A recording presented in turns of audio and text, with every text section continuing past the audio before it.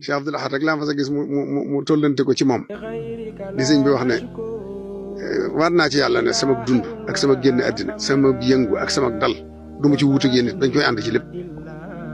moom it mu jaayanteeg sëñ Tuubaa noonu fas na yéene noonu ko sëñ bi defoon jënte mooy fas na yéene def ak noonu sëñ bi loolu nag la koy firndeel ay waxam ay jëfam lépp sëñ bi la woon wax si Abdoul Ahad xam ngeen ne ba ci bis bi mu ko mujjee gis ndeysaan ba muy dem ca néeg ba mu génnee àddina ñam romb man gis naa ko ci timis gi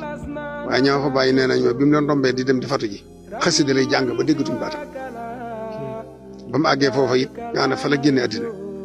rajo bi mu tegoon di déglu xasida la doon déglu ba niñ jikkee fekk xam ne nekkatu fi ba xam nañ bayit yañ fekk mu di ko déglu kon moom loolu mu ne woon du ma tàggoog sëñ bi ci sama dund ak sama génn àddina